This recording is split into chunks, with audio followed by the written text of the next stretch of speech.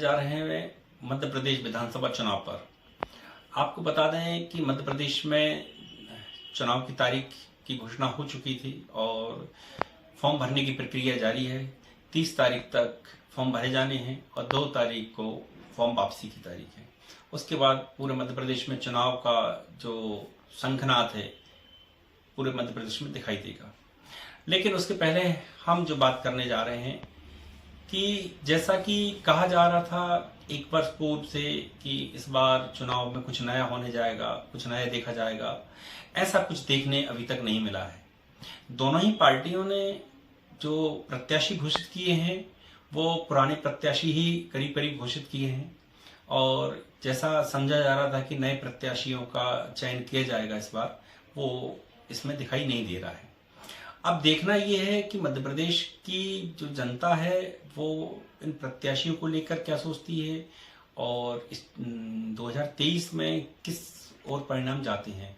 आपको पता होगा कि 2018 में मध्य प्रदेश में भाजपा की सरकार नहीं बन पाई थी और कांग्रेस की सरकार कमलनाथ जी के नेतृत्व में बनी थी और शिवराज जी को विपक्ष में बैठना पड़ा था।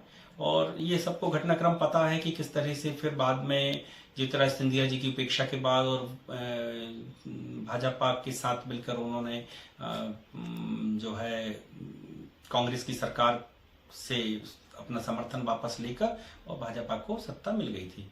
लेकिन अब 2023 में जो देखने मिलेगा कि क्या उसका इफेक्ट दिखाई देगा या शिवराज सिंह सरकार अपने कामों को लेकर कितना जनता को खुश कर पाती है। और साथ ही मध्य प्रदेश में मोदी मैजिक भी एक बड़ा प्रश्न है कि मोदी मैजिक कितना चल पाता है। जैसा कि अभी सर्वे के दौरान ये कहा जा रहा था कि बहुत सारे प्रत्याशी बदले जाने हैं और बहुत सारे नए चेहरे आने हैं, चूंकि संगठन की ओर से भी इस तरह की बातें सामने आ रही थी, लेकिन वो सब बातें यहाँ पे दिखाई नहीं दे रही हैं और करीब करीब सभी वही प्रत्याशी उतार दिए हैं। हाँ, एक बहुत बड़ा परिवर्तन जरूर हुआ है कि जिसमें केंद्रीय मंत्रियों को इस विधानसभा चुनाव में टिकट देकर एक सरप्राइजिंग जरूर दी थी केंद्रीय नेतृत्व ने।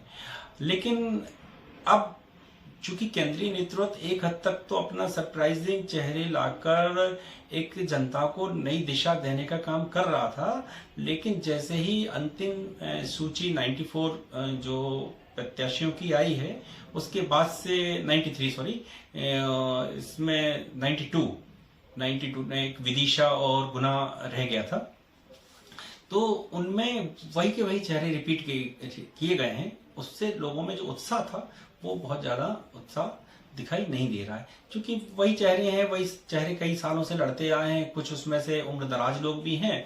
तो ऐसा देखकर कि लगता है कि उत्साह मतदाता के अंदर नहीं है। लेकिन चूंकि वोट डालना है, एक प्रोसेस है, तो लोग वोट डालेंगे, मतदान करेंगे।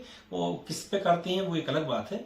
और अभी ये कहना जल्दबाजी होगी कि हम किसी भी किस पार्टी की सरकार बनेगी, क्या ये एक आगे का प्रश्न है, तो उसके ऊपर बाद में कभी चर्चा करेंगे। जैसे जैसे चुनाव आगे बढ़ेगा वैसे वैसे हम आपके सामने आंकड़े भी लेके आएंगे और चर्चा भी करेंगे। और सबसे जो आज हमारा आपसे ये बात करने का वो ये है कि जो उत्साह कार्यकर्ताओं के अंदर होना चाहिए था, जो उत्साह जनता के अंदर होना चाहिए था, वो इस चुनाव में अभी देखने नहीं मिल रहा है, ना भाजपा की ओर से ना कांग्रेस की ओर से। अन्य दल तो यहाँ मध्य प्रदेश में है नहीं है।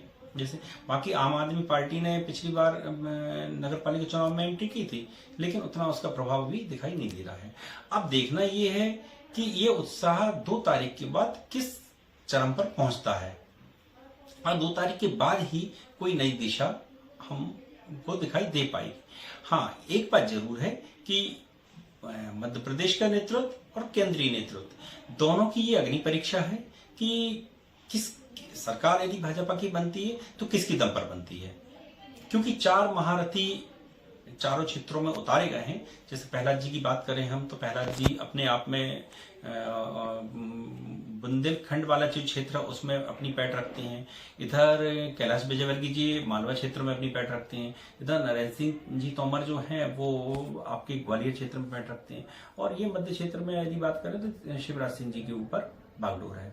ये 4 लोगों के ऊपर चुनाव है। यदि सरकार बनती है तो 4 लोगों की ये टीम जो है उनका योगदान माना जाएगा। और केंद्रीय नेतृत्व का इसमें क्या रोल रहेगा, ये चुनाव के बाद पता चल पाएगा। बाकी ये है कि